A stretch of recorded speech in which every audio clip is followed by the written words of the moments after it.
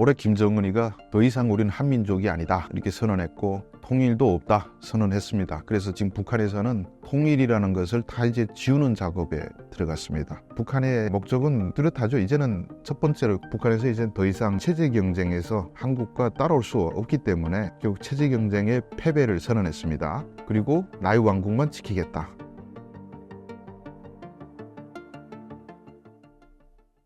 안녕하세요. 신사임당 구독자 여러분, 저는 동아일보 주성하 기자라고 합니다. 저는 북한에서 태어나서 북한에서 20여 년을 살다가 거기서 김일성 종합대학 졸업하고 한 1년 정도 직장생활을 하다가 탈북해서 2002년도에 한국 왔습니다. 한국 와서 한 3개월 뒤부터 기자 생활을 시작해서 지금까지 22년 동안 남북관계 관련 여러 가지 각종 기사들을 쓰고 있습니다. 오늘 또 신사임당 TV에서 저를 초대해 주셔서 또 와서 초대하면 항상 북한 군대 얘기만 계속 물어보는데 오늘도 그런 것 같아요. 어쨌든 제가 아는 한에서 좀 재미있게 전달하도록 노력하겠습니다.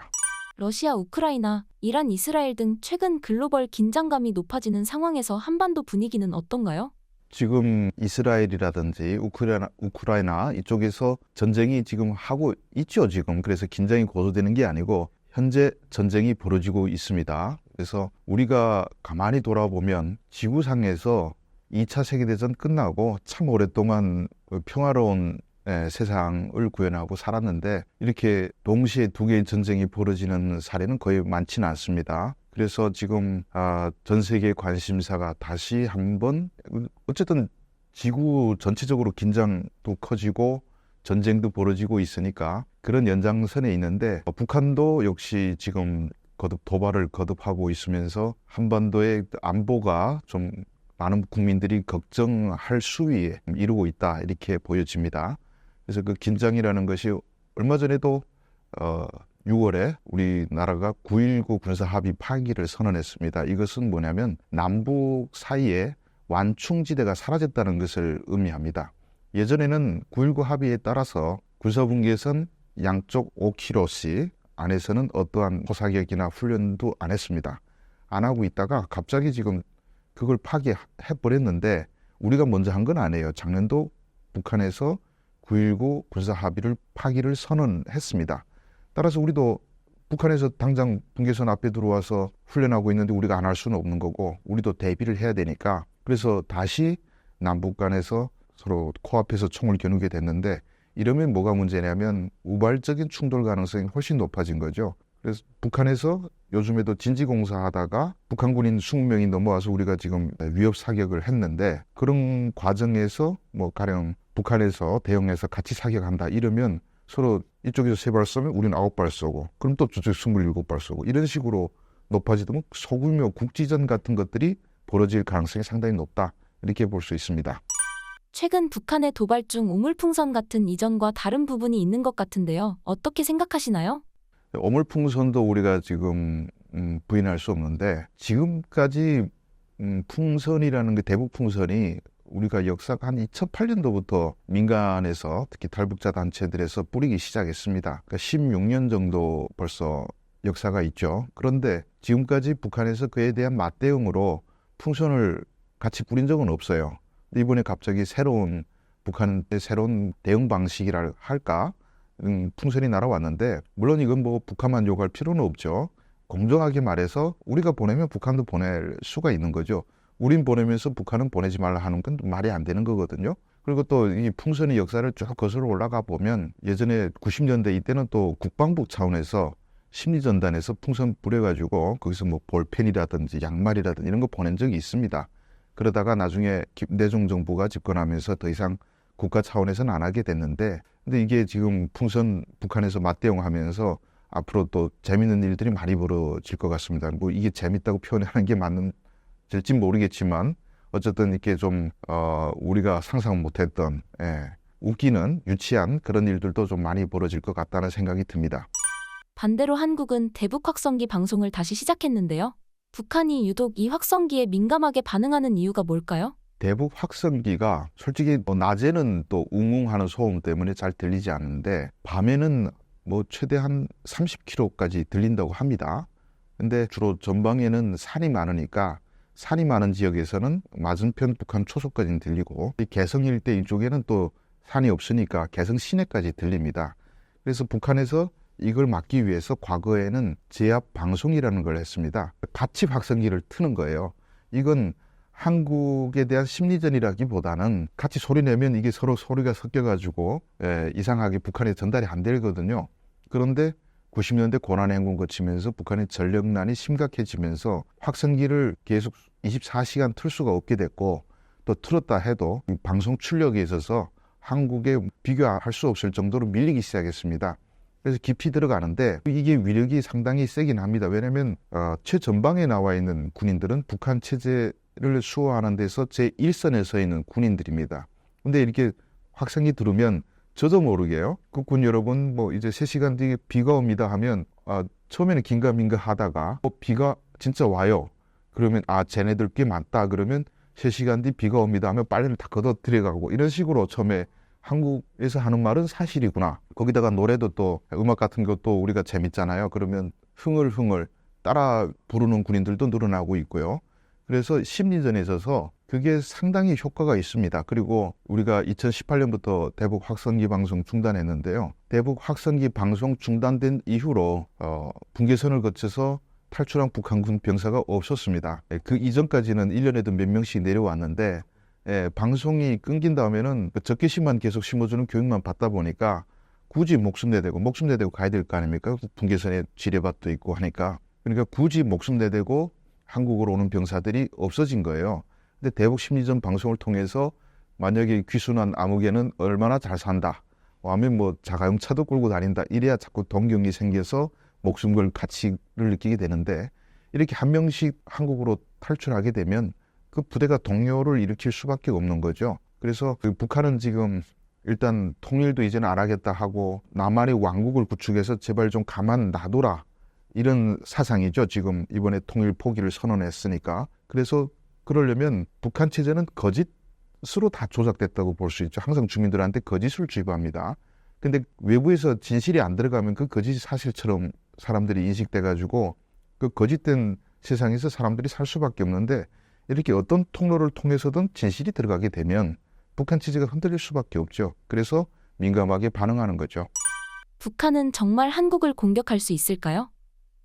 당연히 뭐 없는 건 아니죠. 충분히 있죠. 근데 우리가 마지막으로 쌍방 간의 무력 충돌은 2010년도 연평도 포격전, 그리고 천안함 북한의 공격, 이게 아마 마지막일 겁니다. 그리고 그 이후에도 뭐 지뢰도발, 목함 지뢰 사건 이런 거 있는데, 요거는 뭐 몰래 들어와서 쌍방 간의 뭐 포사격전이라든 이런 건 아니었죠. 그런데 연평도 우리가 포격전 할 때는 참 63년도 정전이 된 다음에 처음으로 우리 대한민국 영토가 북한의 공격을, 포사격을 받았습니다. 설마 하다가 당한 거죠. 근데 이유는 우리가 저놈들은 저거 충분히 저럴 수 있다, 뭐 이런 걸 알게 됐기 때문에, 그때까지만 해도 뭐 연평도 방어 무력 그렇게 충분하지 않았습니다만, 우리는 이제 최신, 그래서 뭐 포탄 탐지 장비라든지 그리고 K9도 많이 들어가 있고, 그래서 우리 그 최전방 군사력이 엄청 세졌습니다. 북한이 만약에 포격 도발하게 되면 우리가 순간에 압도할 수 있는 수준, 더 이상 15년 전에 대한민국 군대가 아닙니다. 그래서 북한도 이번에 도발을 하게 되면 엄청난 희생을 치러야 된다는 걸 너무 잘 알기 때문에, 과연 그걸 각오하고 도발을 할 것이냐, 또 너무 북한의 피해가 크면 또 소문 나지 않을 수가 없거든요. 우리가 막 조준경으로 포를 쏘니까 우리 한 발 쐈는데 쟤들 10발 날아오더라, 이런 소문이 다 퍼져요. 그래서 무력 도발은 쉽지는 않습니다, 사실은. 그래서 저런 어물풍선 같은 거밖에 할 수 없지 않겠나, 이런 생각이 듭니다. 북한의 선제 공격 시 한미일 대응 시나리오는 어떻게 되나요? 연평도에 뭐 포탄이 날아온다 그러면, 과거에는 우리가 비행기를 띄워야 되나 말아야 되나를 가지고 장성들이 막 옥신각신했습니다. 포탄이 날아오는데 야, 저거를 우리가 가서 비행기 가서 폭격해볼까 했는데, 야, 그거는 전시작전권에 해당돼. 근데 평시작전권은 우리가 있으니까 과연 비행기로 포를 쏘는 적의 진지를 공격하는 것이 이게 평시작전권에 해당되는지 전시작전권에 해당되는지. 근데 전시작전권에 해당되면 이건 미군이 승인 없이 못합니다. 그걸 가지고 이제 다 끝난 다음에 닷새 동안 논의를 옥신각신했다니까요. 그래서 그때는 그렇게 우리가 준비가 안 돼 있었지만은 이제는 시스템이 다 구축돼 있습니다. 포탄이 날아오면 초전박살, 할 수 있도록 그 현장의 지휘관한테 벌써 권한이 다 들어가 있고요. 그리고 우리가 가진 화력을 동원해서 비례의 원칙도 충분히 우리가 다 이게 고려한 바가 있기 때문에 바로 반격이 들어갈 수 있습니다. 걱정할 필요가 없습니다. 통일 가능성도 있을까요? 올해 김정은이가 더 이상 우리는 한민족이 아니다 이렇게 선언했고 통일도 없다 선언했습니다. 그래서 지금 북한에서는 통일이라는 것을 다 이제 지우는 작업에 들어갔습니다. 그래서 뭐 한반도, 삼천리, 한겨레 뭐 이거 다 없애버려요. 그리고 원래는 남조선이라고 부르던 것이 또 대한민국이라고 또 부르기 시작했고요. 그래서 조선과 대한민국 사이에는 이런 식으로 나가고 있습니다. 그래서 북한의 그 목적은 뚜렷하죠. 이제는 첫 번째로 그것은 북한에서 이제 더 이상 체제 경쟁에서 한국과 따라올 수 없기 때문에 결국 체제 경쟁의 패배를 선언했습니다. 그리고 나의 왕국만 지키겠다. 통일을 없앴다는 것은 과거에는 북한에서 통일을 위해서 주민들이 배 부르게 먹지 못하는 것도 통일 때문이고, 그리고 군인들이 10년 동안 군 복무를 하는 것도 통일 때문이라고 했는데, 이제는 그런 북한 체제를 지탱하던 중요한 당위성 하나가 사라진 거죠. 그래서 김정은의 의도는 자, 우리 좀 내버려 두고 따로 살자. 난 여기서 요것만 차지하고 딸 김주애한테까지 대대손손 내 왕국을 물려가며 살 테니까 가만 놔둬라. 뭐 이런 얘기입니다. 그런데 그게 과연 김정은의 의도대로 되면 얼마나 좋겠습니까? 모든 역사는 인간의 의도하고 다르게 또 일어나는 경우가 워낙 많았지 않습니까? 우리가 뭐 세계대전 하고 싶어서 했습니까? 그 우발적인 것들이 있고 또 김정은의 목숨 자체가 유한하기 때문에 지금 김정은의 그 체격 보십시오. 145kg인데 그게 장수할 체질입니까? 언제 죽어도 이상하지 않단 말이죠. 당장 김정은이가 힘든 대로 갑자기 알아서 죽었다. 이러면 북한 체제가 과연 또 지탱될 수 있을지 그것도 그때 가서 봐야 되니까 김정은의 의도는 대대손손 내 왕국을 만들고 싶은 거긴 하겠지만 그게 과연 김정은의 의도대로 흘러갈지는 장담할 수가 없습니다. 이런 상황 속에서 우리나라는 어떤 입장을 취해야 할까요? 우리나라는 당연히 통일을 준비해야 됩니다. 왜냐하면 우리도 뭐 따로 살자 뭐 이러면 북한처럼 골치 아픈 나라가 뭐 조용히 살겠다 그러면 굳이 터치 안 하고 우리끼리 살면 아무 문제 없지 않습니까? 한국에서도 여론조사를 하면 통일을 하지 말자는 응답이 50%가 넘습니다. 그런데 이게 과연 우리가 또 아까 김정은이가 자기 왕조를 평생 대를 물려주면서 유지하는 것이 그의 뜻대로 안 되는 것처럼 북한이 붕괴되면 과연 우리가 하지 않겠다고 하면 하지 않게 되는 게 될 수 있을지 모르겠습니다. 왜냐하면 북한에서 숱한 사람들이 수십만 명씩 한국에 내려오게 되면 우리도 같이 엮일 수밖에 없는 것이고, 그리고 북한처럼 너무나 가난한 나라가 붕괴돼서 진짜 가난한 수십만의 피난민들이 내려오게 되면 한반도 정세가 불안정해지죠. 그러면 한국에 투자했던 수많은 외국 자본들이 빠져나갈 수밖에 없어요. 우리는 외국 자본들이 빠져나가면 큰일입니다. 우리처럼 외국에 투자를 많이 받은 나라는. 이거는 IMF 충격은 비교도 할 수 없을 정도죠. IMF 충격은 몇 년 극복하니까 다시 자본이 들어오지 않습니까? 근데 북한이라는 현실적인 조건에서 몇 년 내로 정돈이 안 된단 말이죠. 투자 자금이 절대 안 들어옵니다. 그러면 우리가 졸지에 지금 한국의 경제력이 뭐 한 11위까지 찍다가 지금 한 15위까지 내려갔지만은 그래도 정말 잘 사는 나라 아닙니까? 우리가 졸지에 그냥 중진국으로 밀려날 수가 있습니다. 그러니까 통일이라는 것은 여러분들이 원하든 원하지 않든 나의 운명에 엄청난 영향을 주는 것이고, 그리고 이걸 우리가 준비하지 않고 당했다가는 결국 우리가 가난해지니까 그런 거 아니겠습니까? 그래서 저는 통일이라는 것은 비유해서 말한다면 죽음이다라고 생각하면 된다고 생각합니다. 사람은 언제나 한 번 죽습니다. 한반도의 통일도 언젠가 한 번은 북한 붕괴에 찾아옵니다. 근데 사람이 평소에 죽음을 생각하고 사는 사람들이 거의 없잖아요. 언제든 죽는데 그게 내일이 될지 10년 뒤가 될지 뭐 30년 뒤가 될지 누구도 모릅니다. 죽는 건 필연인데, 그래서 평소에 사람들은 그거 생각 안 하고 살아요. 골치 아프고 답이 없거든요. 통일도 그렇습니다. 이 북한을 생각하고 대비를 생각하면 정말 골치 아프고 답이 없는데 이게 한 번은 찾아오고 그 통일이 찾아옴으로써 일어날 재앙은 어마무시합니다. 우리 이웃나라 일본은 뭐 수시로 지진이 나서 피해를 입지만은 땅이 잘못 타고난 그런 것도 있죠. 한반도는 지진은 평소에 안 오지만은 통일이라는 어마어마한 지진이 언젠간 찾아옵니다. 이걸 대비하지 않고 당하고 있으면 우리가 망합니다. 그래서 통일을 준비하는 것은 북한을 위해서가 아니고 우리가 살기 위해서 보험을 들어놓는 거나 마찬가지다. 이렇게 생각할 필요가 있습니다. 통일되면 좋은 점도 있을까요? 제가 솔직히 말씀드리면 우리나라 통일 논의는 통일을 하면 좋은 점이 많다고 많은 사람들이 다 그래. 올해 김정은이가 더 이상 우리는 한민족이 아니다 이렇게 선언했고 통일도 없다 선언했습니다. 그래서 지금 북한에서는 통일이라는 것을 다 이제 지우는 작업에 들어갔습니다. 북한의 목적은 뚜렷하죠. 이제는 첫 번째로 북한에서 이제 더 이상 체제 경쟁에서 한국과 따라올 수 없기 때문에 결국 체제 경쟁의 패배를 선언했습니다. 그리고 나의 왕국만 지키겠다.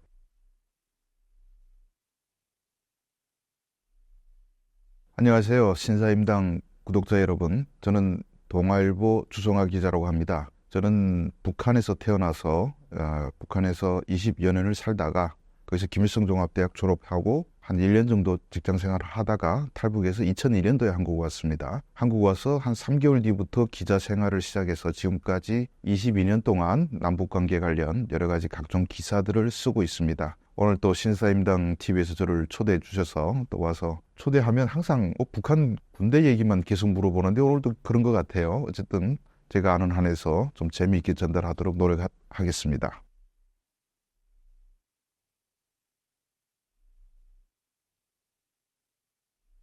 지금 이스라엘이라든지 우크라이나 이쪽에서 전쟁이 지금 하고 있죠, 지금. 그래서 긴장이 고조되는 게 아니고 현재 전쟁이 벌어지고 있습니다. 그래서 우리가 가만히 돌아보면 지구상에서 2차 세계대전 끝나고 참 오랫동안 평화로운 세상을 구현하고 살았는데 이렇게 동시에 두 개의 전쟁이 벌어지는 사례는 거의 많지는 않습니다. 그래서 지금 전 세계 관심사가 다시 한번 어쨌든 지구 전체적으로 긴장도 커지고 전쟁도 벌어지고 있으니까 그런 연장선에 있는데 북한도 역시 지금 도발을 거듭하고 있으면서 한반도의 안보가 좀 많은 국민들이 걱정할 수위에 이르고 있다 이렇게 보여집니다.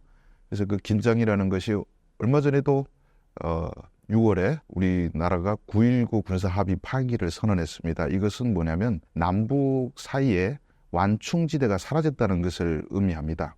예전에는 9.19 합의에 따라서 군사분계선 양쪽 5km씩 안에서는 어떠한 포사격이나 훈련도 안 했습니다. 안 하고 있다가 갑자기 지금 그걸 파기해버렸는데 우리가 먼저 한 건 아니에요. 작년도 북한에서 9.19 군사합의를 파기를 선언했습니다. 따라서 우리도 북한에서 당장 분계선 앞에 들어와서 훈련하고 있는데 우리가 안 할 수는 없는 거고 우리도 대비를 해야 되니까 그래서 다시 남북 간에서 서로 코앞에서 총을 겨누게 됐는데 이러면 뭐가 문제냐면 우발적인 충돌 가능성이 훨씬 높아진 거죠. 그래서 북한에서 요즘에도 진지공사하다가 북한 군인 20명이 넘어와서 우리가 지금 위협 사격을 했는데 그런 과정에서 뭐 가령 북한에서 대응해서 같이 사격한다 이러면 서로 이쪽에서 3발 쏘면 우리는 9발 쏘고 그럼 또 저쪽 27발 쏘고 이런 식으로 높아지면 소규모 국지전 같은 것들이 벌어질 가능성이 상당히 높다. 이렇게 한국 군사력이 세계 5위로 지난해보다 한 단계 올랐는데 그 이유가 무엇인가요? 예, 한국의 군사력이 올해 한 단계 올라갔죠. 이게 군사력 이 재는 순위에서 가장 공신력 있는 단체죠. 미국에서 글로벌 파이어 파워 이런 단체가 있습니다. 그래서 약자로 GFP 이런 단체에서 순위를 냈는데 한국이 5위입니다. 여러분 이게 얼마나 대단한지 모르시죠? 넘버 1 미국, 이건 뭐 다 아시죠? 넘버 2 러시아라고 합니다. 근데 이거는 맞는지 모르겠어요. 넘버 3 중국, 제가 볼 땐 중국이 러시아보다 더 센데 넘버 4 인도입니다. 그리고 넘버 5가 한국입니다. 이게 병력 숫자나 무기 숫자로만 측정하는 게 아니에요. 왜 중국과 인도가 상위에 올라 있나? 진짜 군대끼리 인도네시아 같은 중립지대에서 맞붙으면 우리가 인도 당연히 이기죠.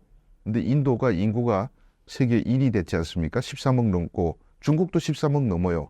미친놈이 아니고서는 누가 중국하고 전쟁합니까? 얘들은 죽으면 또 나오고 또 나오고 우리가 1950년 전쟁 때 봤지 않습니까?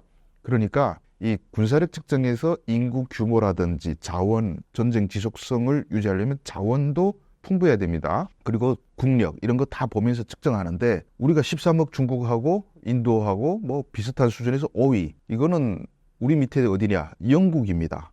그 밑에 프랑스입니다. 영국, 프랑스, 이탈리아 이게 다 한때 세계 식민지를 재배했던 나라예요.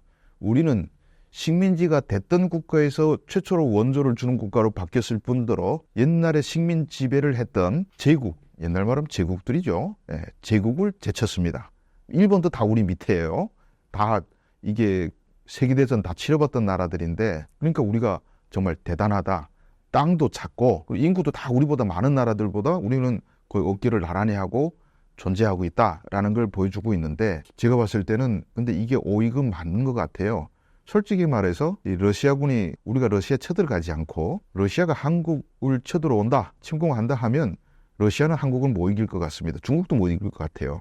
왜냐하면 우리는 지금 우리나라는 거의 군사 국가가 됐습니다. 분단 거의 한 80년 동안 북한을 대비해가지고 국방력을 키우다 보니까 우리나라 모든 남성들은 총을 다룰 줄 알고, 광화문 사거리 나가서 여기 포 쏠 줄 아는 사람 하면 순간 포병 한 개 대대 정도는 순간에 만들고 전차병 한 개 대대는 순간에 만들어요. 이런 사람들 모으면 서울 경기권 요 좁은 땅에만 2천만 명이 사는데 아마 군대를 뽑아내라 하면 500만 명 넘게 뽑아냅니다. 근데 미국 군인들이 50만 명 수준인데 어느 국가가 이 한국 들어와서 서울을 점령할 수 있을까요? 이건 불가능합니다. 거기다가 아파트도 빼고 기찼지 뭐 이거 뭐 방어의 최적의 조건이죠. 그래서 방어력에서는 제가 봤을 때 대한민국이 세계 넘버 원인 것 같아요.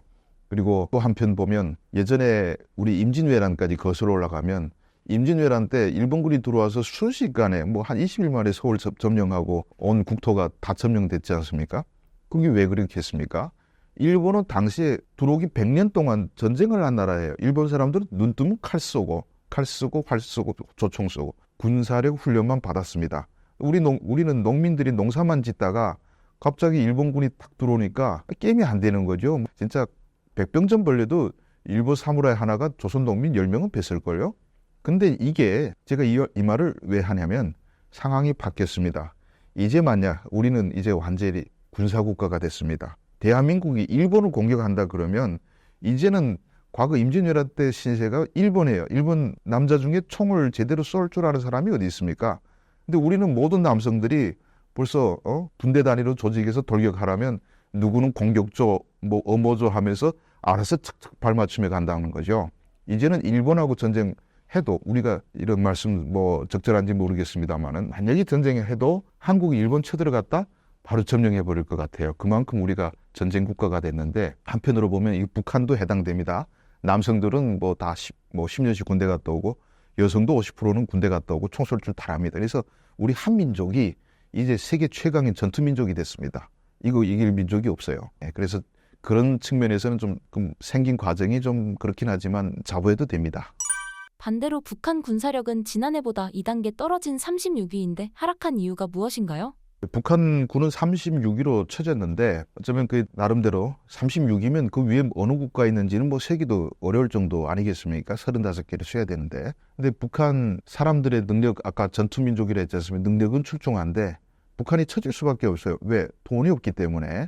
근데 국방력이라는 것은 사실 돈 들어가야 늘어나지 않습니까? 비행기 하나, 스텔스기 하나 사올래도 1,000억씩, 1억 달러씩 들어가는데 북한이 작년도에 수출 총액이 2억 달러인가 밖에 안 돼요.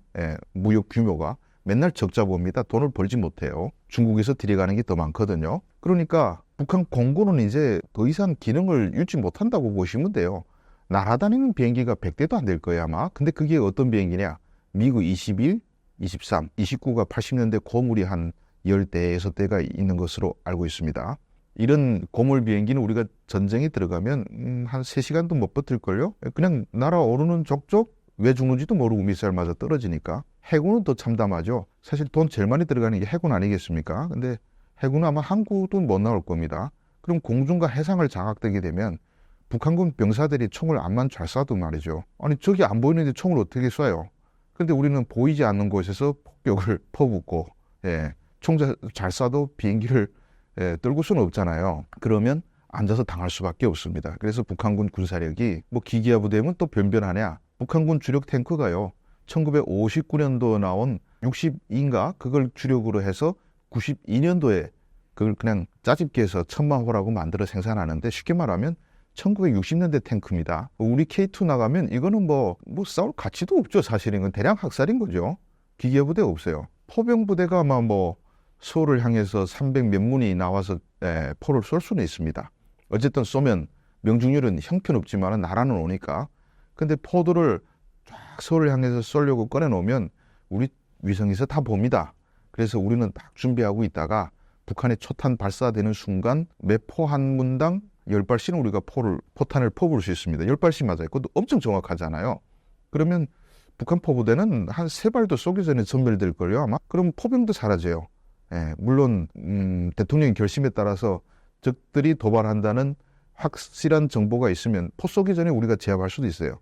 그래서 우리 그 군사력은 북한과 비교할 수가 없는데 북한은 전쟁 수행 능력은 없습니다.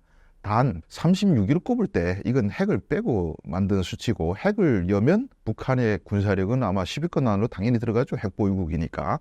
그리고 우리가 아무리 5위라고 자랑해도 북한에 핵 있으면 우리 집니다. 핵 있는 놈하고 어떻게 이깁니까? 그러니까 이게 정확하게 말해서 재래식 무기만 비교했을 때 그렇고 핵 전쟁이 벌어졌다 하면 우리는 서울에 핵탄들이 날아오는데 우리가 견딥니까?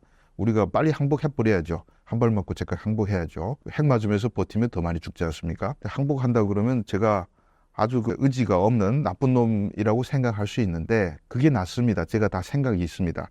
아마 더 질문 주시면 제가 그 자세한 생각을 말씀드릴 수는 있겠지만 어쨌든 북한은 핵을 써서 한국을 이길 수는 있겠지만 핵 쓰지 말고 그냥 한국 공짜로 와서 가지세요 하면 김정은 망합니다. 공짜 줘도 못 먹습니다. 한국은. 그러니까 그냥 가지세요 하는 게 차라리 낫죠. 핵 쓰겠다 그러면 와서 가지세요. 못 가세요.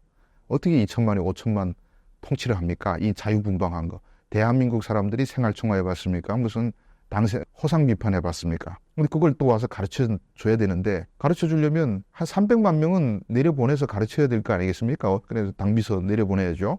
근데 이 사람들 핵심 군중 내려보내면 오자마자 우리가 속고 살았네. 뭐 술집 들어가서 술포 마시다 아침마다 눈 뜰걸요? 김정은은 핵심 군중 다 잃어버립니다.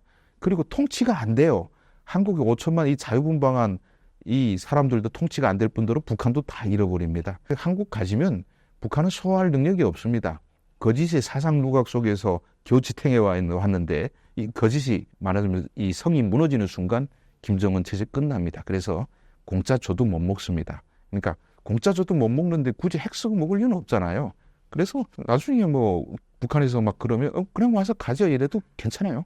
자신이 있습니다. 제가 이렇게 말하면 믿어도 좋아요. 왜냐하면 북한이 내려오면 누가 제일 먼저 죽이겠습니까? 제가 아마 제일 먼저 죽지 않을까요? 수백 명단 1호 원티드해서 제가 잘 숨어도 한 100만 달러 현상금 걸 겁니다. 왜냐하면 현재 대한민국에서 저만큼 김정은 욕하는 놈이 없거든요. 제가 제일 위험한 놈이 괜찮습니다 하면 괜찮은 겁니다. 안심하셔도 됩니다. 북한 해킹 조직 이국 내 방산업체를 무더기로 해킹했다는 기사가 있었는데 북한의 해킹 기술 수준은 얼마나 강력한 수준인가요? 북한의 해킹 부대가 좀 제가 봤을 때는 너무나 과장돼 있다라고 저는 생각합니다. 우리나라가 뭐 틀렸다 그러면요. 다 북한 소행이라고 그래요. 그래서 근거는 공격에 동원된 수십만 개의 IP 중에서 북한 IP가 뭐 3개 나왔다, 5개 나왔다 이런 식인데 IP들은 사실 전 세계 돌아서 들어오기 때문에 추적하기 불가능합니다. 그리고 뭐 김숙희 조직의 수법이다 하는데 그 김숙희 조직이 북한 해킹 부대인지 중국 해킹 부대인지 우리가 알 수가 없어요. 정치가 드러나지 않았으니까. 그런데 전 세계에서 핵행 역량을 따지면 이 중국이 상당히 강합니다. 왜냐하면 중국은 해킹 부대를 운영하고 있어요. 그래서 그 비밀리에 상해에 운영되는 부대 이런 존재도 언론을 통해서 다 폭로가 됐지만 어디 상해 하나만 있겠습니까? 얘네들은 엄청 세요. 그러면 중국이 한국 국방부 안 틀겠습니까? 당연히 틀려고 무진 노력하겠죠. 그럼 러시아는 어떤가? 러시아도 강해요. 당연히 얘들도 한국 국방부 틀려고 노력할 거란 말이죠. 근데 우리가 한국 국방부 해킹됐을 때 중국이 들어와서 털어갔다, 러시아 털어갔다는 들은 적 있습니까? 없어요. 털리면 다 북한 애들이 했다. 그러면 북한 애들이 했다고 얘기하기가 제일 좋아요. 왜냐면 책임질 이유가 없어요. 국가관계 조심 안 해도 돼요. 쟤들 털어갔는데 할 수 없지 뭐. 이렇게 끝납니다. 책임자들도 처벌이 양호해요. 그래서 저는 사실 북한 해커들하고도 뭐 이메일 뭐 주고받은 적이 있습니다. 뭐 걔네들 나와봤자 또 저 대학 후배들도 많고 뭐 그러니까 막 메일 먼저 와요. 근데 메일 오면 억울하다고 토로해요. 어제는 우리가 아닌데 왜 해킹만 됐다면 우리 소행이라고 그러냐. 정말 억울하다라는 메일도 받아봤습니다. 그래서 왜 억울하냐 물어봤더니 자, 이 국방부나 이쪽에 해킹의 공격 들어오는 데는 정찰총국 소속입니다. 근데 북한에서 상식적으로 봅시다. 인터넷 안 되는 나라가 무슨 해커를 그렇게 만들겠습니까? 예, 그 교육 받아봤자 인터넷 구경도 못하고 자란 애들이 나중에 컴퓨터 교육을 좀 했다 해서 잘 될 수가 없어요. 한국, 일반 사람들이 해커보다 오히려 더 높을 수 있습니다. 자, 근데 컴퓨터 인재를 또 양성은 해요. 했는데 이 사람들이 외국에 나가면 두 가지 선택의 길이 있습니다. 하나는 돈을 벌던가, 하나는 해커가 되던가 이렇게 되는데 주로는 실력 있는 사람들 다 어느 기업체에 취직해가지고 중국에 나와서 뭐 홈페이지 만들어주고 관리해주고 이렇게 해서 돈을 벌려고 합니다. 하다못해 좀 나쁜 짓이 코인 같은 거 만들어 또 팔아먹는 인재들도 있어요. 그래야 이게 달러를 만질 수 있거든요. 북한 사람들도 달러를 버는 게 최상의 목표입니다. 그런데 정찰총국에 들어가면 달러가 없어요.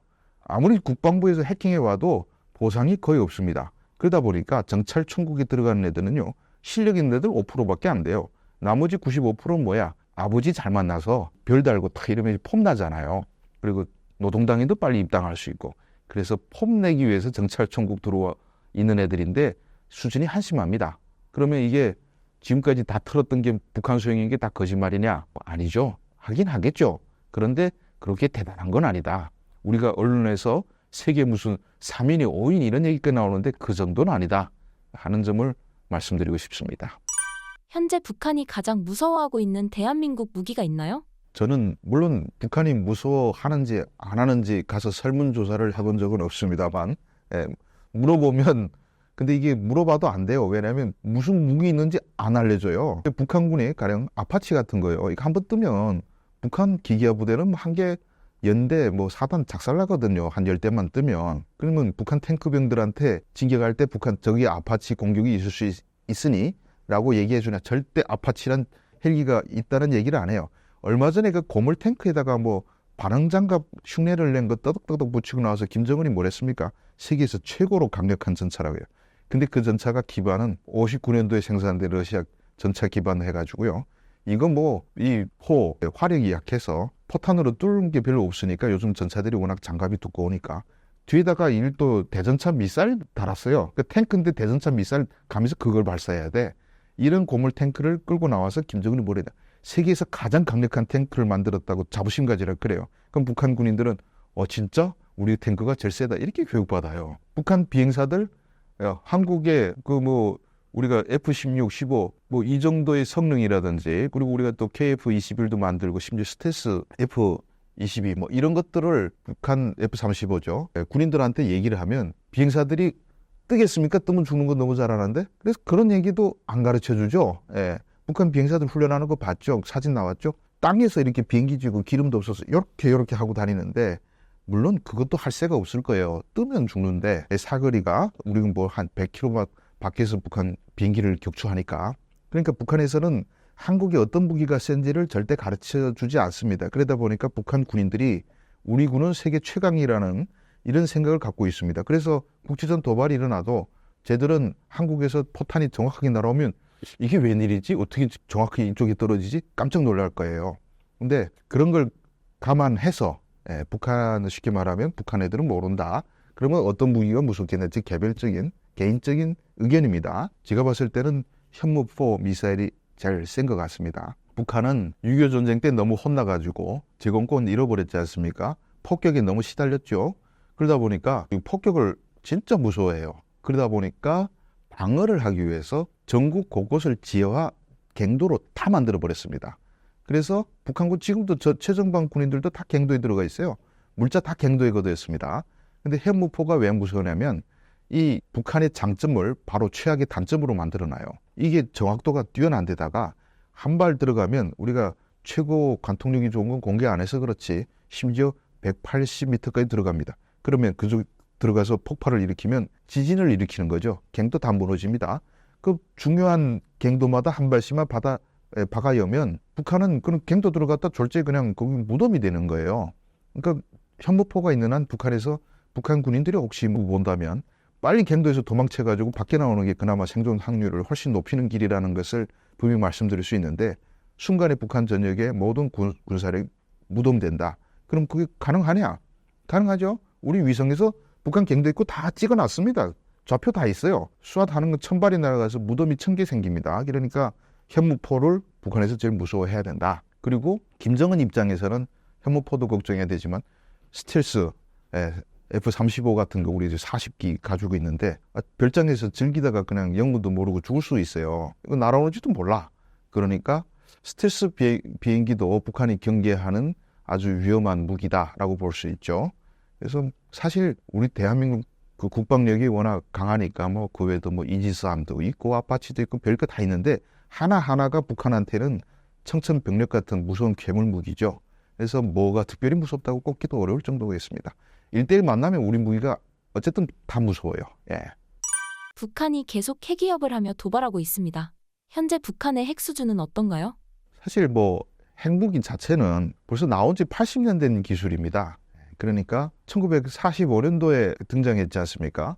그러면 지금 2024년이니까 그 기술이라는 게 사실 기술적으로는 모든 나라들이 다 만들 수 있어요. 다 오픈돼 있고 만드냐 안 만드냐의 차이지 우리도 뭐 당장 만들면 만들 수가 있습니다. 근데 북한이 제재를 무릅쓰고 만들었을 뿐이지 그 기술 자체는 그렇게 대단한 건 아닙니다. 그래서 얼만큼 우라늄 뽑아가지고 몇 개나 만들었을까 뭐 이런 것도 많이 사람들이 추산 많이 합니다. 30개? 뭐 어떤 데는 100개? 이렇게 추산하는데 사실 제가 봤을 때는 그게 중요치는 않아요. 한 30개면 북한이 충분합니다. 서울에 한 발만 떨어뜨리면 되니까 크게 뭐 수량이 많아가지고 뭐 어쨌든 한 발 쏘는 순간 북한의 핵무기 쏘는 순간 북한도 죽기 때문에 어쨌든 쐈냐 안 쐈냐 그 문제죠. 그래서 핵 기술은 우리가 크게 의심할 필요는 없다. 그리고 그게 무슨 대형 핵폭탄이냐 소형 핵폭탄이냐 소형 탄두냐 뭐 이런 것도 따지는데 그것도 별 의미가 없는 것 같습니다. 일단 쏘면 북한은 핵 사용된 거기 때문에 소형 핵탄두 쐈다고 우리가 봐줄 거 아니거든요. 미국이 소형 쐈으니까 괜찮아 이번에 봐줄게 이러지는 않습니다. 그러니까 어쨌든 핵무기는 크기 상관없이 일단 북한은 성공했고 갖고 있습니다. 그럼 핵미사일 투발 수단이죠. 핵이 있다는 거는 그 자체로 중요한 게 아니고 투발 수단이 있어야 되는데 미국 같은 경우는 뭐 모든 핵 보유국들은 3대 투발 수단을 갖고 있습니다. 그 미사일, 대륙간 탄도미사일 포함해서 두 번째 폭격기, 세 번째 잠수함. 잠수함은 최후의 반격 수단이라고 하죠. 이 세 가지 투발 수단을 갖고 있습니다. 그런데 이것은 미국과 구소련처럼 이렇게 서로 대륙간 탄도 미사일을 쏴야 상대방에게 치명타를 입힐 수 있을 시대의 얘기지 한국처럼 이렇게 가까이 붙어 있으면 또 그것도 의미가 없어요. 솔직히 뭐 1930년대 중국 홍군이 말이죠. 도람통이라고 그러죠. 드럼통. 그걸 막 뜯어 붙여가지고 거기다가 화약 채워가지고 성 안쪽으로 빵 쏘던 그런 포도 있었습니다. 그리고 원시적으로 드럼통에다 화약 채워놓고 쏘면 그래도 몇백 미터 날아가지 않습니까? 북한이 솔직히 말해서 그렇게 뭐 철판 이어 붙여가지고 화약 쟁겨놓고 빵 쏘면 40km 날아오면 서울입니다. 예. 그러니까 한반도 전장에서 북한이 투발 수단이 없어서 한국이 핵을 쓰지 못한다. 이럴 가능성은 별로 없다. 따라서 우리가 북한 미사일이 얼마나 선진화됐냐 이거 따지는 것도 의미가 없다라고 볼 수가 있는 거죠. 그러니까 결국 북한이 핵을 쓰느냐 안 쓰느냐의 문제지 제대로 능력 없어서 못 보내냐 안 보내냐 핵무기가 쓸만하냐 안 쓸만하냐 그런 문제는 아니다고 볼 수 있습니다. 만약 한반도 유사시에 미국의 핵우산은 정말 신뢰할 수 있는 걸까요? 미국의 핵 우산은 저는 믿을만 하다고 보는 입장입니다. 안 믿는 분들도 있겠지만은 그래서 우크라이나 전쟁 같은 경우는 재래식으로 지금 벌어지고 있기 때문에 지금 미국이 저렇게 있는 거지. 만약에 러시아가 핵을 썼다. 그러면 우크라이나 망하겠죠. 근데 아마 그러면 러시아가 과연 살아남을 수 있을까라는 생각이 듭니다. 이게 왜 믿을 수 있냐고 하냐면 믿을 수 없다고 생각하는 사람들의 얘기가 북한은 이미 대륙간 탄도미사일을 보유했고 거기다 핵무기를 탑재해서 미국으로 쏘면 미국이 과연 워싱턴과 뉴욕을 공격받으면서까지 보복을 해주겠냐 뭐 이런 논리입니다. 기본 논리는 그거예요. 그래서 안 해줄 거다라고 생각을 하는데 저는 그거에 대해서 좀 다르게 생각합니다. 한국과 같이 경제력이 발전된 나라가 핵 한 방에 무너지잖아요. 근데 미국과 우리 또 핵우산 조약은 세계 최고로 높은 레벨입니다. 다 약속해놓고 심지어 미군도 들어와 있어요. 그래서 뭐 전쟁이 일어나면 자동 개입 다 되도록 했는데 미국이 자기들이 무서워서 보복을 안 해줘요. 김정은이가 서울을 먹었어. 한국 먹었어. 뭐 그럴 일은 저는 없는데 왜냐하면 공짜 줘도 못 먹는데 굳이 위험부담 감수하고 먹을 일은 없다고 생각하지만 뭐 만약에 가정해서 핵을 써서 한국 점령했어요. 한국 망했어요. 북한이 한국을 통치하기 시작했어요. 자, 그러면 어떤 일이 벌어집니까? 이 지구상의 핵 질서가 깨집니다. 아니, 한국이 맞았는데 미국이 때려주겠다고 해놓고 안 했어. 믿을 놈이 없는 거죠. 그러면 아마 모든 나라들이 세상에 믿을 놈은 없구나. 우리도 핵 만들어 살 수밖에 없구나. 이런 결론에 이릅니다. 이때 모든 나라들이 핵을 개발한 걸 더 이상 막을 명분이 없습니다. 그런데 전 세계에서 우후죽순으로 핵탄두가 생산되고 못 만드는 나라는 또 어디 가서 사오기라도 할 거 아닙니까? 그렇게 핵무기가 퍼지게 되면 당연히 테러 단체들 손에 들어가고, 테러 단체의 공격에서 가장 불안한 국가들, 강대국의 수도들이죠. 워싱턴, 베이징, 모스크바, 테러 단체들이 핵탄을 갖고 있으면 거기다 먼저 쏠 겁니다. 자기들이 가장 불안해져요. 따라서 핵 보유국들은요, 핵을 쏜 놈은 무사하지 못한다는 전례를 보여줄 수밖에 없어요. 안 그러면 통제가 안 됩니다. 그래서 만약에 미국이 핵우산 가동 안 해줬다? 그럼 김정은 안전하나? 아니요. 저는 중국이 나서서 김정은 제거할 거라고 봅니다. 김정은 죽이지 않으면 핵 강대국만의 이점을 살릴 수가 없기 때문에, 그래서 핵을 쓴 자는 반드시 죽는다는 그 교훈 정도는 얼마든지 만들 수 있거든요. 김정은 제거가 그렇게 어려운 것도 아니잖아요. 스텔기스기가 한 방 나와서 그냥 김정은이 위치를 지금 다 파악하고 있어요. 미국이 못하고 있는 줄 아십니까? 지금 김정은 어디가 있는지 다 알아요. 김정은만 제거해버리면 그럼 끝나는 문제입니다. 그래서 김정은은 핵을 쓰는 순간 죽는다는 게 그런 이치예요. 핵 질서를 막기 위한, 쉽게 말하면 전 세계에 샘플로 보여주는 거예요. 핵 쓰는 자는 이렇게 망합니다. 핵 가질 생각하지 마세요. 그래서 저는 김정은은 핵을 쓸 수가 없다. 핵을 쓴다는 건 자살이다. 자살을 결심했을 때 쓴다고 보면 그럼 얘기가 되는데, 그 외에는 자기 왕조를 오래오래 가져가려면 핵을 쓰면 안 된다라고 생각합니다. 그래서 너무 걱정할 필요가 없다. 또 두 번째로 북한에서 김정은이가 핵을 쓴다는 그 전제 자체는 정말 전쟁이 일어나서 아마 평양이 내일 모레 함락된다거나 그래도 안 쓸 거예요. 왜냐하면 도망칠 거란 말이죠. 그러면 김정은이가 저 만포 쪽에다가 지금 핵기지들을 많이 만들어 놨어요. 내가 중국으로 도망치기 전에 받아줄지 모르겠지만 최후에 아이고 이제 망했구나, 이제 너 죽고 나 죽고 하자고 생각하는 선택의 순간이 저 만포에 도망갔을 때고, 그건 만포에다가 숨겨놨어요. 그런데 첫 번째, 일단 우리 굳이 평양까지 들어갈 필요 없어요. 전쟁이 일어나면 피를 흘리며 들어갑니까? 가만 앉아서 폭격만 해도 북한이 알아서 무너지는데, 저도 유튜브 합니다만 주성아 TV라고 찾아보시면 있는데, 한반도 전쟁 시나리오 제가 한 20부작을 써놨는데, 굳이 우리는 북한에 피 흘리며 들어갈 필요 없이도 김정은 체제를 붕괴시킬 수 있어요. 그래서 굳이 김정은이 쓸 동기가 없어지는 것이고, 또 설사 만포까지 쫓겨간 김정은이 마지막 단추 누르라고 하면 저는 북한 그 핵 단추를 작동시킬 사람들이 거부할 거라고 봅니다. 그 사람들 민족개념은 잘 훈련되어 있는 사람이에요. 내일 죽을 김정은을 위해서 내가 천년의 역사에 오명을 남기는 거고, 내가 쏘면 나도 죽고 가족 다 죽은 거 알아요. 내일 사망할 놈을 위해서 그렇게 자기 목숨 걸 충신은 그때쯤엔 없어진다라고 보는 입장입니다. 북한 사람들도 미치광이는 아니에요. 상식적으로 다 생각하기 때문에 그런 상황은 오지 않는다라고 생각합니다. 북한의 비핵화 가능성에 대해선 어떻게 바라보고 있나요? 저는 비핵화 가능성 상당히 좀 낮게 봅니다. 그래서 북한이 그러면 근데 좀 제 논리는 좀 다르게 보는데, 북한이 핵을 갖고 있는 것은 체제 수호를 위해서라고 사람들은 다 그렇게 갖고 생각하고 있습니다. 근데 저는 북한이 핵 만든 거는 체제 수호하고 별로 상관은 없어요. 왜 상관이 없냐면, 핵이 있으니까 미국이 선뜻 못 들어가지 않냐라는 논리를 할 수 있는데, 사실 미국이 들어갈 이유가 없어요. 그리고 북한이라는 나라에 대해서 가만히 정치를 분석을 해보면 저기는 김정은 1인을 위해서 존재하는 국가입니다. 쉽게 말하면 김정은만 죽으면 끝나는 나라라는 거예요. 북한이 침략해보면 우리는 잃을 게 많습니다. 이 유튜브 지켜보시는 분들도 하다못해 아파트 가격이라도 폭락해서 다 손해봐요. 우리나라는. 근데 북한이 주민들 입장에서, 최전선 군인들 입장에서 한국군이 올라오면 손해볼 놈이 하나도 없어요. 당장 이 밥에 고기국 먹고 잘 살게 되는 거거든요. 그러니까 내가 침공당했을 때 조국을 위해서 목숨 바쳐서 싸울 동기가 없습니다. 그래서 전쟁이 쉽다고 제가 얘기하는 것이고, 김정은을 위해서 목숨을 내라고 항상 교육을 합니다. 그러니까 북한군은 김정은의 군대인데, 이건 다르게 말하면 가병이에요. 가병. 옛날 말하면 가병은 주인이 없어지면 싸울 동기가 없어요. 우리가 전쟁 하지 않는 방법 중에 하나도 삐라를 쭉 뿌리면 돼요. 투항하면 차 한 대씩 준다. 예. 아니 뭐 집 한 채씩 준다 그러면 북한군이 왜 싸우겠습니까? 차가 뭐 그렇게 너무 비싸면 이 밥에 고깃국을 당장 1년 동안 보장해 주겠다고 해도 싸울 동기가 없어. 그거 먹고 죽어야지 왜 목숨 내대고 싸우다 죽겠습니까?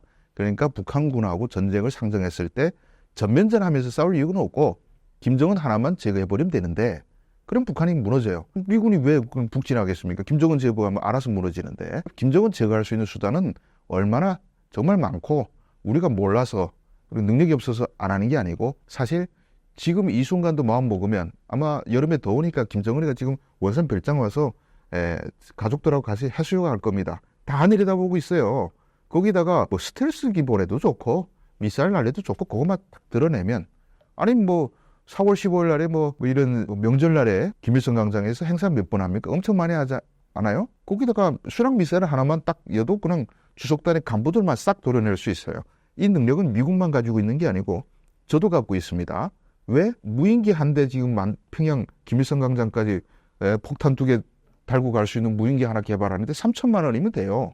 그 시끄러워 또 밤에 해요. 또 걔는 또 희한하게 밤에는 육안 확인도 안 됩니다. 그거 잡을 수 있는 탐지기가 없어요. 저기 가서 우리가 뭐 백령도까지 갈 필요는 없고 뭐 인천이나 어디 안면도쯤에 가서 쑥 날리면 한 6시간 날아가서 김일성 광장에 폭탄 2개 딱 떨구고 혹시 불발탄 나오니까 2개 보내면 되죠. 못 잡습니다. 그러면 김정은 제가를 통일이 돼요. 그러니까 저도 통일할 수 있어요. 안 하는 거지. 그러니까 이런 시대에 우리가 살고 있는데 굳이 전쟁 왜 합니까? 그러니까 핵을 가지고 김정은이 협박을 해댈수록 지 목만 또 위험해지는 결과를 낳는다는 거죠. 쓰지도 못할 거 가지고 그걸 너무 또 흔들다가는 지가 죽을 수 있어요.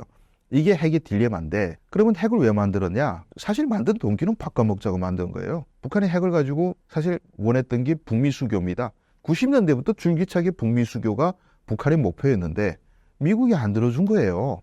지금까지. 왜 미국 대통령이 3대 세습 독재자하고 그 기독교 국가가 그런 정치범 수용소로 만들어가지고 자국 국민들을 죽이는 놈을 왜 이쁘다고 외교관계 맺어주겠습니까? 맺어주는 순간 미국 대통령은 다음 재선이 없어요. 미국 대통령의 최대 목표는 재선인데 없어요. 그러니까 미국은 안 해주는 거야. 근데 북한에서 계속 하다가 안 되니까 나도 뭐 있다는 걸 보여줘야지. 주머니 비니까 상대를 안 해주네. 해가지고 핵을 만들어서 계속 꺼내서 이걸 포기 대신에 외교관계 맺어달라고 요구를 해왔는데 미국이 대상을 안 해주죠. 그러니까 쉽게 말해서 가격이 안 맞는 겁니다. 북한에서 핵은 전 재산이에요. 우리나라 사람들은 집값에 비교하면 아주 이해가 쉽죠. 이 집이 내가 평생 바쳐서 집 한 채 만들었어 1억짜리. 근데 우리 집에 자식들이 굶어요. 마누라도 굶고. 지가 그래도 통치자한테 배부르게 먹게 하고 싶은 마음이 뭐 요만큼이라도 없겠습니까? 쌀 좀 줘야 얘들도 말 좀 잘 들는데 잘 안 들어요. 그러니까 집을 팔아서라도 좀 먹여야 되는데 라고 생각을 하는데 살 사람이 한 명밖에 없는 거예요. 미국밖에 없어요. 우리도 살 수가 없어요. 그러니까 1억에 팔겠다고 했는데 미국은 돈이 많아요. 뭐 그거 안 사도 돼. 그래 한 1,000만 원 주면 내가 살게. 이렇게 돼버린 거예요. 그러면 김정은이가 팔겠습니까? 이거 김정은이가 핵 포기를 할 거냐 말느냐 질문. 저는 그 질문에 이렇게 대답합니다. 그건 답은 김정은도 모르고 있을 거라고. 맨날 고민하겠죠. 팔아야 되나 말아야 되나. 5천만 원만 제시해줘도 내가 팔겠는데 이거 5천만 원도 제시 안 해요. 미국은 안 해준단 말이죠. 근데 1,000만 원이면 내가 죽어도 저거는 저 값에 못 팔지 이러지 않겠습니까? 지금 그런 상황인데 문제는 미국이 앞으로 5천만 원도 대줄 이유가 없다는 거예요. 미국이 중요한 거는 김정은은 결국 핵 끌어지고 그냥 말라 죽을 팔자다. 이렇게 보시면 정확할 것 같습니다. 그렇다면 트럼프와 김정은이 만났을 때가 마지막 기회였던 건가요? 그 트럼프 때가 김정은이 이번에 진짜 팔 수 있는 기회다고 나왔죠. 나왔는데 저는 또 제 관점에서 봤을 때 미국에서 대사국 외교관계 맺어준다, 수교를 해준다 라는 워딩이 나왔으면 김정은은 어쩌면 내놓을 수도 있었는데 트럼프 대통령이 바보입니까? 그거 해주는 순간 트럼프 대통령은 뭐 뉴욕타임스, 워싱턴 포스트 이런 진보 언론에 물어뜯겨가지고 엄청나게 시달려가지고 본전 못 찾을 거예요. 트럼프 대통령은 수교해주겠다는 얘기를 요만큼도 안 했습니다. 안 하고 북한에 뭐 연락소 정도는 얘기를 했습니다. 근데 트럼프 대통령이 내놓은 카드가 뭐냐? 제재 해제해주겠다 이겁니다. 그거는 값이 안 돼요. 왜냐하면 여러분 생각해 보십시오. 핵무기를 쥐고 있겠다고 30년 제재를 받으면서 그 수십만의 굶주림을 이겨내면서 만들었는데 제재를 고작 제재나 풀려고 만든 건 아니잖아요. 30년 제재 받으며 만들었는데 제재 풀어준다? 내놔. 나래도 그거는 받아들일 수가 없을 것 같아요. 그러니까 김정은이 열받죠. 근데 수교가 왜 중요하냐면 미국하고 수교해야 북한이 정상국가로 갈 수가 있습니다. 그러면 국제기구에도 가입하고 뭐 수출입도 하고 제재는 당연히 풀리는 것이고 거기다가 일본도 당연히 수교해달라고 달라붙을 것이고 그러면 한 200억 달러의 수교 보상금 차관 받아가서 북한의 인프라를 일신하고 이런 게 김정은이 계산인데 미국이 안 해주면 북한은 평생적 제재 속에서 말라 죽어야 되거든요. 그거 아니까 자꾸 반전시키려고 하는데 결국 때로 안 되고 앞으로도 안 될 거라고 저는 생각합니다. 북한의 가장 큰 우방은 중국일 텐데요. 현재 북중 관계는 어떤 상황인가요? 요즘 북중 관계가 그렇게 좋지는 않습니다. 그래서 중국 2018년에 김정은이 들어가서 시진핑하고 저 대련의 어느 별장에서 서로 얘기를 나누면서 그 기념으로 발자국을 찍은 동판을 이렇게 설치했는데 그 발자국 동판을 지금 김정은이 중국에서 제거해버렸습니다. 불편하다는 얘기죠. 예. 그리고 많은 분들이 생각하면 중국은 북한이 우방국이라고 생각하는데 사실 속내를 들어가 보면 정말 사이가 안 좋습니다. 아마 김정은 제일 싫어하는 사람이 트럼프보다는 시진핑일 거라고 저는 생각합니다. 옛날부터 안 좋았어요. 얘네들은. 그래서 김일성이 있을 때 어떤 일도 있었냐면 가령 1956년, 58년 때 김일성의 1인 지배 체제를 확립해 갈 때 북한의 세력들이 남로당파도 있었고 소련파도 있었고 중국파도 있었는데 김정은이 다 숙청하고 자기 빨치산파들만 권력을 잡았는데 중국에서 보낸 사람들이 숙청하니까 중국에서 열받은 거예요. 여기 사람 다치지 마라 해가지고 압력을 들어왔어요. 그러니까 김정은이가 야 중국이 이렇게 우리한테 자꾸 시비 걸면 내가 지금 죽일 사람 못 죽이잖아요. 그러니까 어떤 조치를 내렸냐. 그때까지 북한에 주둔하고 있던 중공군을 몽땅 철수시켰습니다. 근데 이게 무슨 의미냐면 6.25 전쟁 때 사실 전쟁은 중공군이 다 했죠. 북한군은 낙동강까지 왔다가 괴멸돼가지고요.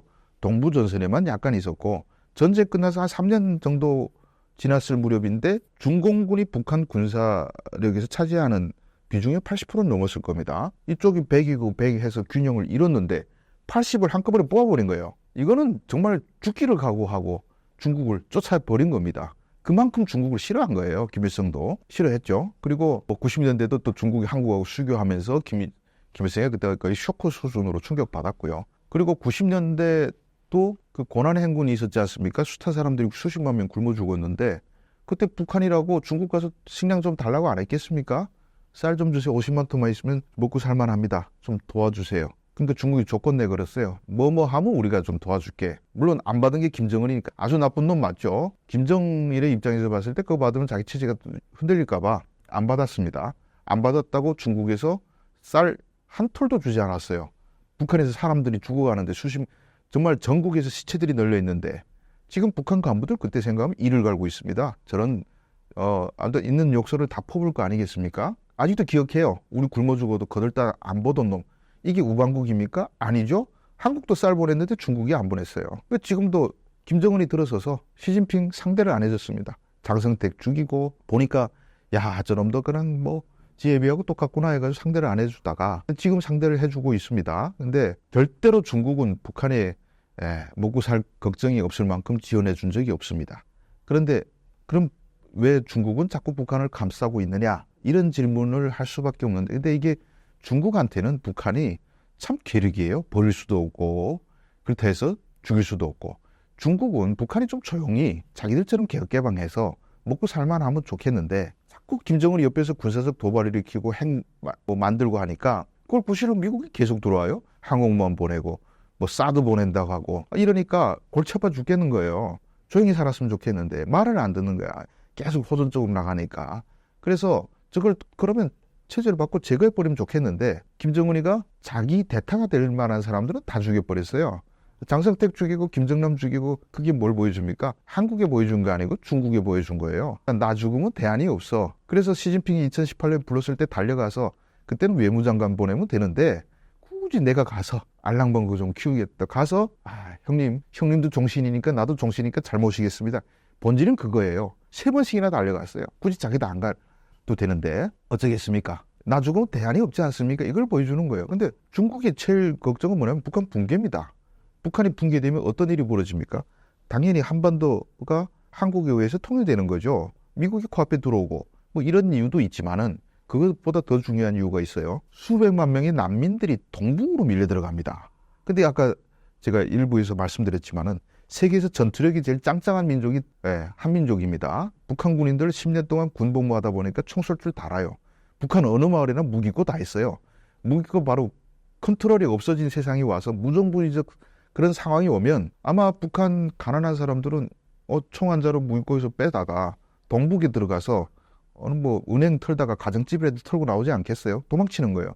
그럼 중국의 2년제 군인들이 이걸 막을 수 있을까요? 저는 국경이 워낙 넓어가지고 막을 수가 없습니다. 동북이 난리가 나는 거예요. 동북이 난리가 나면 중국은 대만 전쟁 당연히 못하죠. 예. 지금 중국도 골치 아프지 않습니까? 서쪽에서 독립하겠다고 티베트 막 그리고 뭐 하는데 동쪽까지 난리가 났어요. 그리고 중국은 역사상 항상 동북이 혼란스러우면요 중원이 무너졌습니다. 청나라, 원나라, 금나라 다 그래요. 동북의 안정은 중국에서 가장 최우선적 관심인데 그 옆에 있는 북한이라는 폭탄이 터져버려서 파편을 뒤집어쓰게 된 거예요. 그러면 중국 시진핑 정권도 끝날 수도 있어요. 그래서 중국은 죽지 않을 만큼만 유지를 시켜주는 겁니다.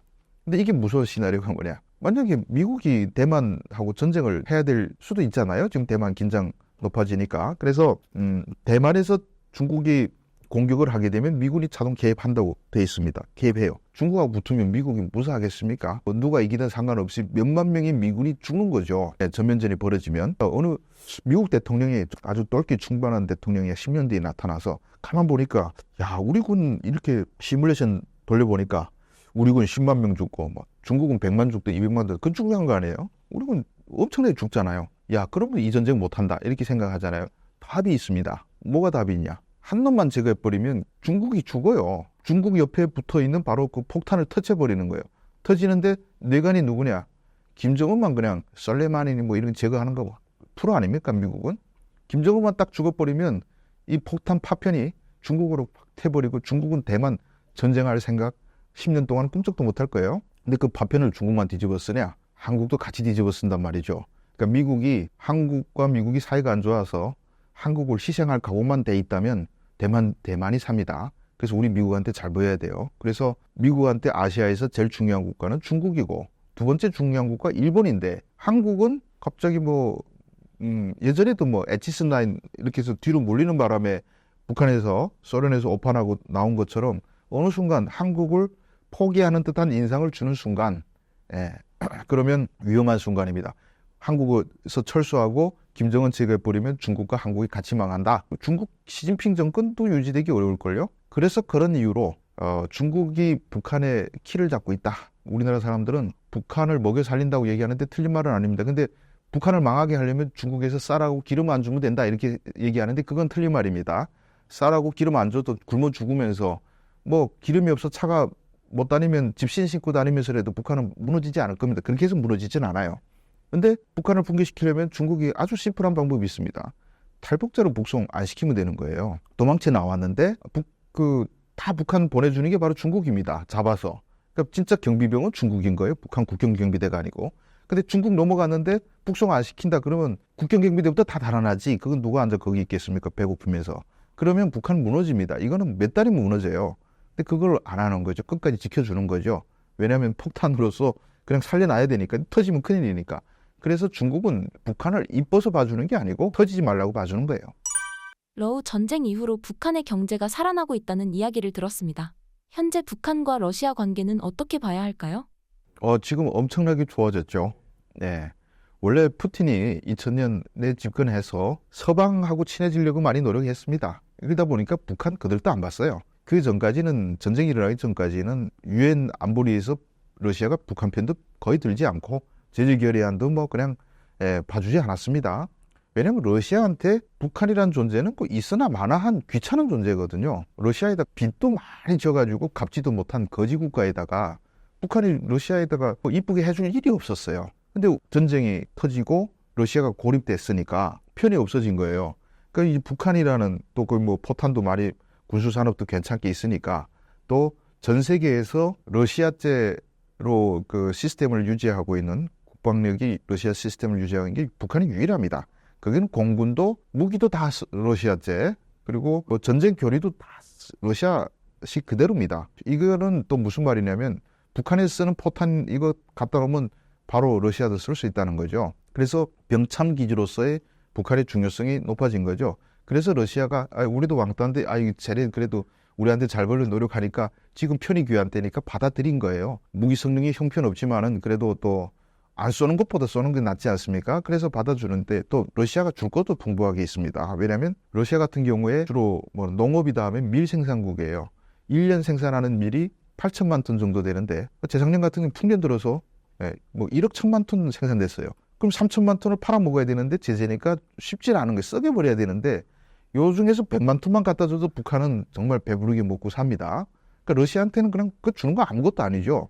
그리고 뭐 사할린 이쪽 보면 가스전 얼마나 풍부합니까? 가스가 엄청 묻혀 있고 수력 자원도 엄청나게 많아요. 그래서 세계 최대 수력 발전소도 러시아 이쪽에 동쪽에 있는데 여기다 전기 좀 보내줘도 북한은 러시아가 요만큼만 줘도 정말 허리띠를 풀고 살 수가 있습니다. 그러니까 필사적으로 매달릴 수밖에 없는 거예요. 그러니까 지금 북한의 김정은의 전략은 미국하고 달라붙었는데 미국한테는 요만큼도 얻은 거 없어요. 거기다가 또 나와서 뭐 문재인 대통령 만나서 뭐 각종 수용하면서 잘 벌려고 열심히 노력했는데 실은 문재인 정부도 북한에 준 건 없어요 거의. 얘네들하고 한번 해봤자 별로 주는 거 없는데 러시아는 포탄 파니까 밀가루가 들어와요. 지금 밀가루 뭐 북한에 풀리고 있다고 합니다. 그리고 북한 사람들도 옛날에 밥 먹는 민족이었는데 밀가루 또 들어오면서 이제 빵 먹는 민족으로 평양이 지금 바뀌고 있습니다. 우리 지금 민족이 바뀌는 게 우리는 또 밥 먹는 민족에서 고기 먹는 민족으로 바뀌고 있잖아요. 우리 1인당 작년에 고기 소비량이 60kg고 쌀 소비량이 56kg가 됐습니다. 쌀보다 고기 더 많이 먹는 민족이 한국이 됐고 저기는 맨날 강낭밥, 강냉 옥수수 국수 이런 것만 먹다가 이제 빵 먹는 민족으로 바뀌고 이렇게 지금 바뀌고 식생활에도 영향을 주고 있는데 어쨌든 북한으로서는 지금이 기회예요. 근데 천재 일우의 기회를 잡은 거지. 전쟁 안 일어났으면 러시아가 굳이 뭐 북한을 거들떠볼 이유가 없는데 마침 이 자원이 풍부한 나라가 팔아먹고 뭐 대가를 주니까 필사적으로 매달립니다. 이건 반대로 말해서 앞으로 미국한테 매달릴 이유가 없다는 거죠. 쟤들은 열심히 매달려봐야 주는 거 없는데 푸틴은 주니까. 그래서 지금 북한과 러시아 관계는 푸틴이 김정은 따위는 상대를 안 해주다가 이제 상대를 해주니까 김정은은 지금 엄청 기뻐서 신나서 북한말로 왕해졌다 그러죠. 이렇게 그런 상황입니다. 그렇다면 북한이 가난을 벗어날 수 있는 기회라고 봐도 괜찮을까요? 그렇죠. 이제는 굶어 안 죽어도 되죠. 지금까지 계속 제재를 받고 있고 또 2017년에 유엔 제재는 이 사상 최강이라고 하지만은 북한에서 3대 수출 품목, 석탄 그리고 수산물, 임가공 이거를 막아버리고 노동자도 철수시켰습니다. 여기서 벌어들이는 돈이 북한 돈의 80% 이상을 벌어들였습니다. 한 나라 돈줄이 80%를 그냥 막아버린 거예요. 중국도 협조했죠. 돈을 벌어야 뭐 사올 텐데 돈줄이 다 끊겨서 엄청 가난하게 살고 거기다 마침 또 코로나가 터져가지고 김정은은 어쩌면 다행이다. 가난한 이유를 코로나에 핑계댈 수 있으니까 그렇게 생각했을 겁니다.